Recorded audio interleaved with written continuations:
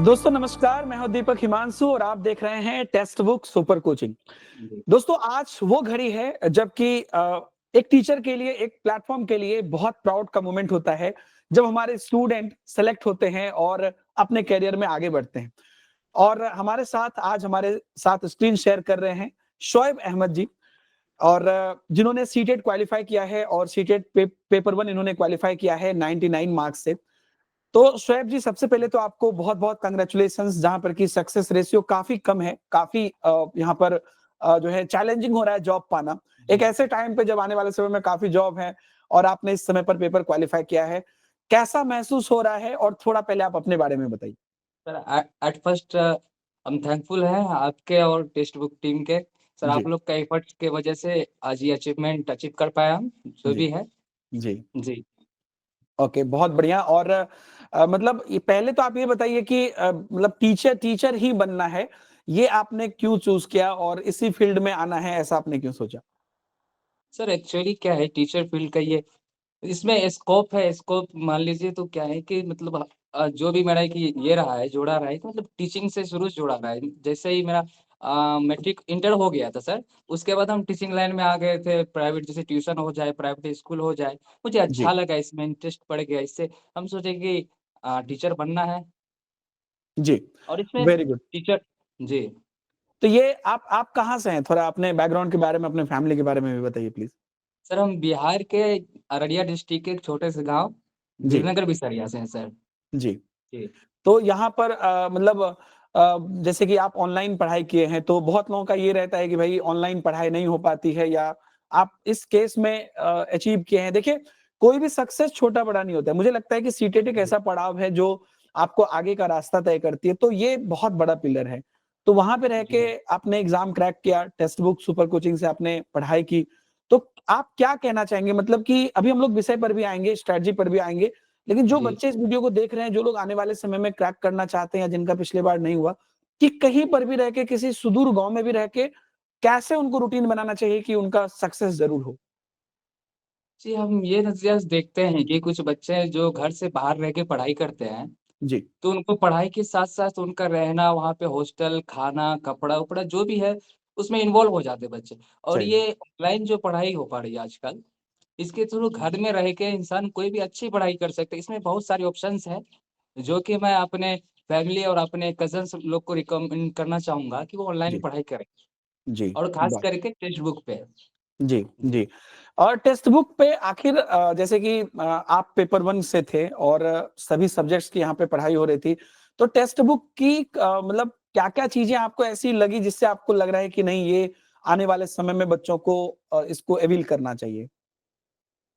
तो text book के जो भी स्ट्रैटेजी थे और जी, वो मॉक टेस्ट हो गए, प्रीवियस जी, क्वेश्चन हो गए सर। और ये जो जी, एक्चुअली ख़ास करके ना ये मॉक टेस्ट जो सर इतना ज़्यादा सही थे, इतना अच्छा जी, लगा, जो कि हम बहुत ज़्यादा हमको ये क्या हो उनसे इंस्पायर हुए, उसी के अकॉर्डिंग एग्ज़ाम में भी दे पाए हैं।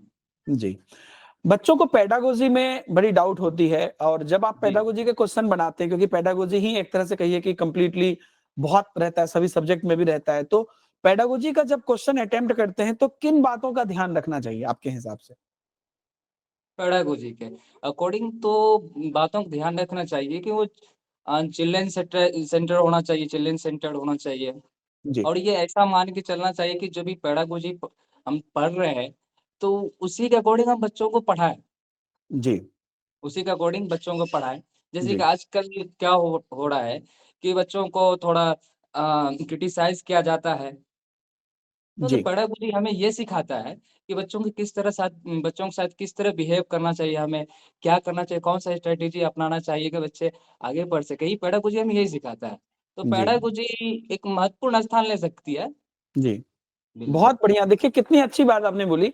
लोग क्या जी, है कि सब्जेक्ट से क्वेश्चन बन जाए बस ये सोच के करते हैं, लेकिन पेडागोजी को आपको अगर अपने जीवन में उतार लिया आपने, क्योंकि आगे भी चल जी, के आप जब भी जहाँ पे भी टीचर बनोगे, और आपके साथ मुझे बात करने में बहुत मज़ा आ रहा है शोएब जी, क्योंकि आप ऑलरेडी टीचिंग कर रहे हैं, तो वो चीज़ आपके भाव में दिख रहा है। और मुझे जी, लगता है कि किसी न किसी रूप में, चाहे आप शिक्षा दान ही करिए कुछ बच्चों को, हर व्यक्ति को एक अनुभव ज़रूर होना चाहिए, और जी, इससे आपकी पेडागोजी भी मजबूत होगी। तो इसको आप अपने जीवन में उतारिए। एक टीचर की जी, तरह बिल्कुल। आपकी सोच होनी चाहिए सबसे पहले, और जी, ये सर। बहुत अच्छी बात है। अभी के समय में एक क्वेश्चन जो लगातार आता है कि मोबाइल में पढ़ाई करना और मोबाइल में डिस्ट्रैक्शंस बहुत हैं शोएब जी। बहुत लोग पढ़ाई जी, करते हैं, अभी क्या है कि यूट्यूब पे वीडियो देख रहे हैं या मान लीजिए कि टेक्स्ट बुक पे ही आप कोई टेस्ट सीरीज दे रहे थे या पढ़ाई कर रहे थे, अभी कोई नोटिफिकेशन आ जाता है। मैं प्रैक्टिकल बात बता रहा हूँ, नॉर्मली लोग इस पे जी, बात नहीं करता है, लेकिन अभी व्हाट्सएप पे चैट करने लगे, अभी फेसबुक, इंस्टाग्राम चलाने लगे, घंटों बीत जाते हैं, पता नहीं चलता है। लोग कहते हैं कि सर पढ़ने के लिए टाइम नहीं मिल रहा है। तो आप थोड़ा बताइए कि आपने कैसे टाइम मैनेजमेंट किया और इन चीज़ों से कैसे मतलब अपने आप को सेफ रखा?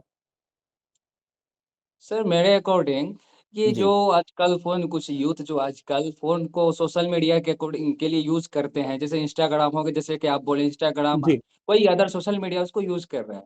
तो उससे क्या होना चाहिए कि उनको उससे प्रेरित होके उसको सही काम में उपयोग में लाना चाहिए, जो भी सोशल मीडिया है।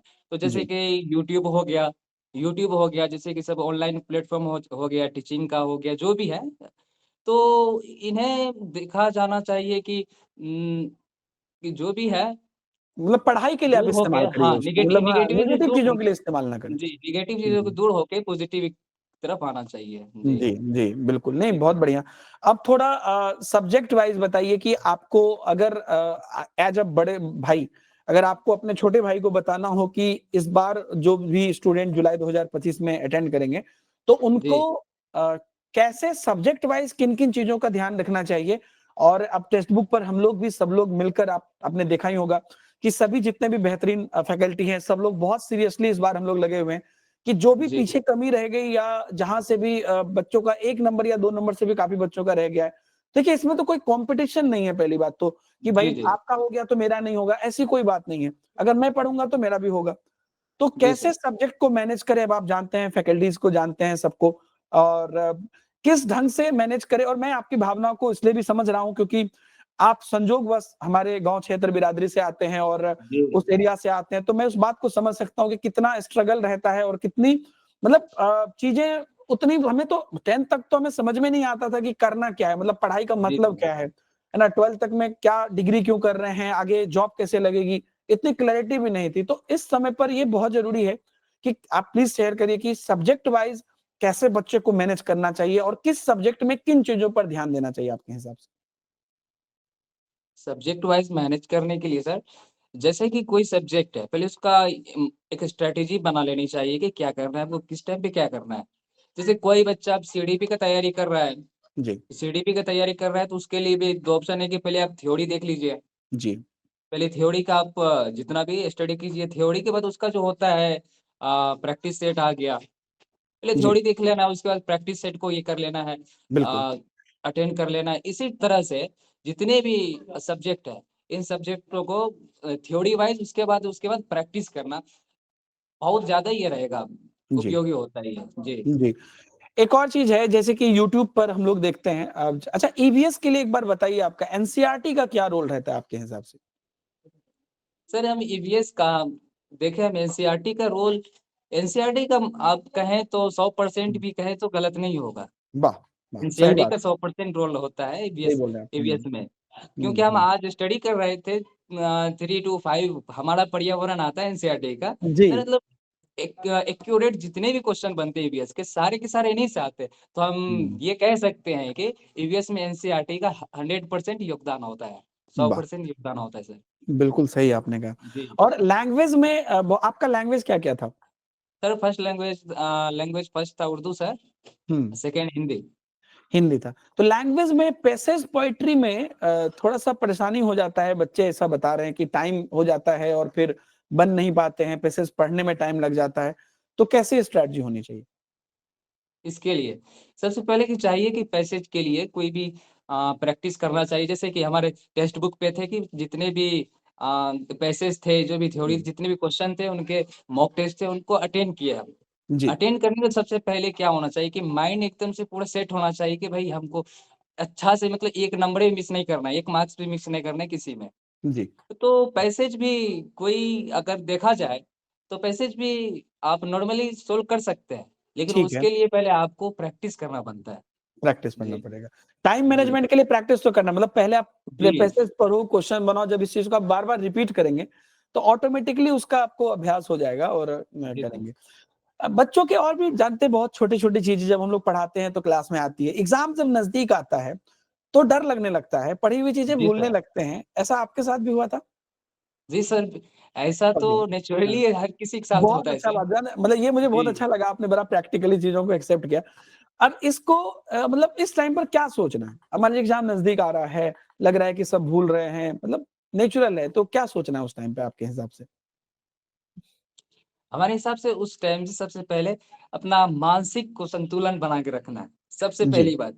अगर जी, मानसिक आपका संतुलन है, जितने भी मतलब आप अपने माइंड सेट किए हुए एकदम कॉन्फिडेंटली होना चाहिए उसमें बच्चों जी, को, जो भी जी। एग्ज़ाम है कॉन्फिडेंटली होना चाहिए, उसके बाद जी, अच्छा, थोड़ा कॉन्फिडेंस मतलब अपने में रहना चाहिए और लगना चाहिए कि हाँ भाई, कर लेंगे।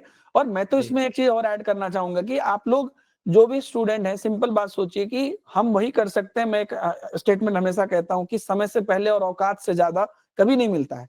तो इस चीज़ को जी, लेकर तो आप टेंशन ही छोड़ दीजिए कि भाई क्या होगा, क्या नहीं होगा। जितना हम जी, जानते हैं उतना हमको मिलेगा, उतना ही आएगा। उतना ही आएगा। बिल्कुल, तो उसमें टेंशन लेके नंबर तो बढ़ेगा नहीं और घट सकता है। जी, तो हम लोग बिल्कुल उसको फ्री होके, फ्री माइंड से चीज़ों को लेकर करें। जी सर। पीवाईक्यूज़ आपने बनाए थे प्रीवियस ईयर क्वेश्चन? जी हाँ, पीवाईक्यूज़ अटेंड किए थे सर, जी, तो जो कि बहुत पीवाईक्यूज़ का हेल्पफुल क्या रोल है? हेल्पफुल भी रहा उनके लिए हाँ, एग्ज़ाम के लिए। हाँ, हेल्पफुल जी, रहा। तो क्या आने वाले स्टूडेंट को पीवाईक्यूज़ पर ध्यान देना चाहिए? जी बिल्कुल देनी चाहिए। बिल्कुल। पीवाईक्यूज़ बहुत इम्पोर्टेंट है, ये मैं भी कहूँगा कि सभी लोग पीवाईक्यूज़ ज़रूर अटेम्प्ट करें और इससे आइडिया भी लगता है, कॉन्फिडेंस भी होता है और कहीं न कहीं अच्छा सीटेट में जब आप क्वेश्चन पढ़ते हैं एग्ज़ाम हॉल में, बहुत प्रैक्टिकल बात मैं बता रहा हूँ। कई बार क्या होता है कि ऑप्शंस में कन्फ्यूज़ हो जा रहे हैं, मतलब नॉलेज है, आपको पता है कांसेप्ट का, लेकिन जी, ऑप्शंस में कन्फ्यूज़ हो जा रहे हैं। ज़्यादातर जो होता है कि ये भी करेक्ट लग रहा है, ये भी करेक्ट लग रहा है। जो आपको करेक्ट लग रहा है, वो करेक्ट नहीं है। तो प्रैक्टिस जब कर रहे हैं, तो ऑप्शन के बीच में कैसे ये डिस्टिंग्विश करना चाहिए या कैसे मतलब क्वेश्चन कैसे पढ़ते थे आप? जैसे सबसे पहले हम क्वेश्चन से ही आंसर का मतलब ये करना चाहते थे कि पहले क्वेश्चन को समझ लेना है, क्वेश्चन कह क्या रहा है। हुँ, उसके बहुत बाद क्वेश्चन जब समझ में आ जाए फिर हम आंसर की ओर बढ़ते थे।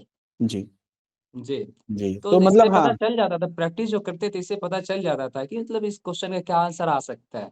आ सकता है, हाँ। जी, मतलब कि विद द योर कांसेप्ट पहले आप जब क्वेश्चन पढ़ते हैं, तो आप उसको जी, ये अपने माइंड में क्लियर कर लीजिए कि इसमें क्या होना चाहिए।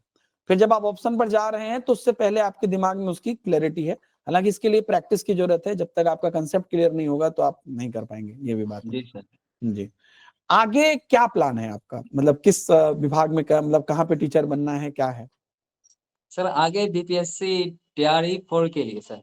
बीपीएससी टीआरई 4.0 बड़ी जी, वैकेंसीज़ आने वाली है और बिल्कुल हम लोग चाहते हैं कि आप जैसे टीचर, अब तो स्टूडेंट नहीं बोलूँगा क्योंकि आप ऑलरेडी पहले पढ़ा भी चुके हैं थैंक यू और सर। आधे रास्ते को पार भी कर चुके हैं। तो आप जैसे टीचर जी, अगर यहाँ पर आते हैं, शिक्षा विभाग में आते हैं, तो हमारे बिहार में बहुत बड़ी चीज़ होगी और मैं बहुत प्राउड फील करूँगा कि आप जी सर। एटलीस्ट जिस स्कूल में रहेंगे, क्रिएटिव चीज़ें करेंगे।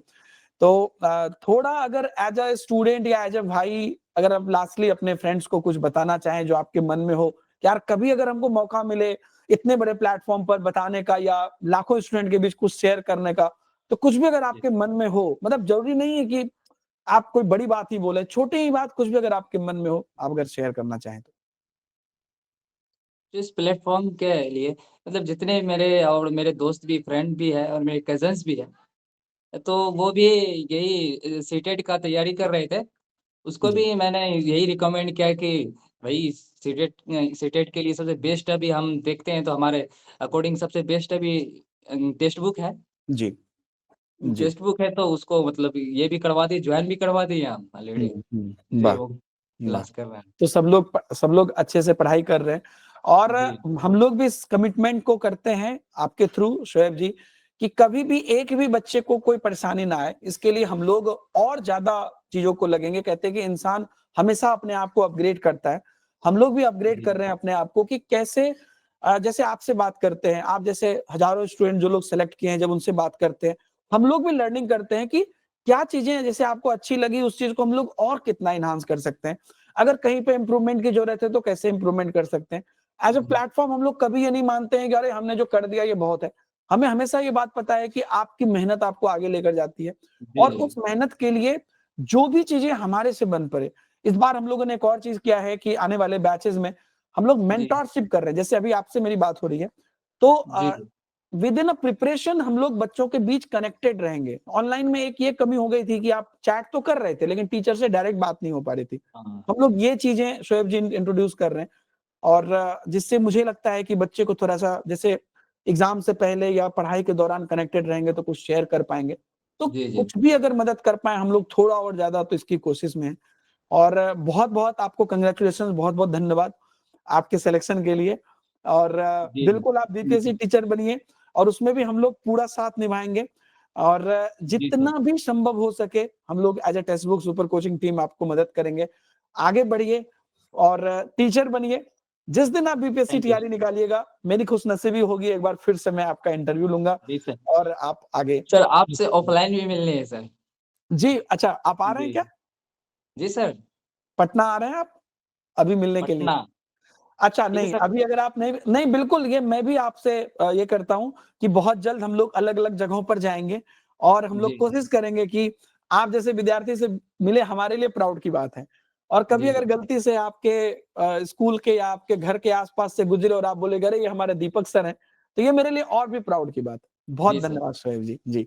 इस इंटरव्यू में आने के लिए आपका बहुत-बहुत धन्यवाद और एक्चुअली पटना में अभी इसलिए बोला क्योंकि हम लोग अभी रिसेंटली 19 जनवरी को पटना में एक ऑफलाइन इवेंट कर रहे हैं। ओह! जिसमें कि हम लोग बेसिकली जितने भी बीपीएससी टीआरई 4.0 के कैंडिडेट हैं, उन लोगों के लिए फ्री टेस्ट, फ्री मटेरियल्स इत्यादि ले जा रहे हैं। तो आपके अगर कोई ओह! संपर्कित हो तो उनको भेज सकते हैं, अगर 19 जनवरी से जी, पहले सर। कोई ये वीडियो देखे तो। चलिए, बहुत धन्यवाद शोएब जी और और खूब अच्छा लगा मुझे आपसे बात करके, रियल में बहुत अच्छा लगा। जी, बहुत प्रैक्टिकल, सहज और नेचुरल आदमी आप।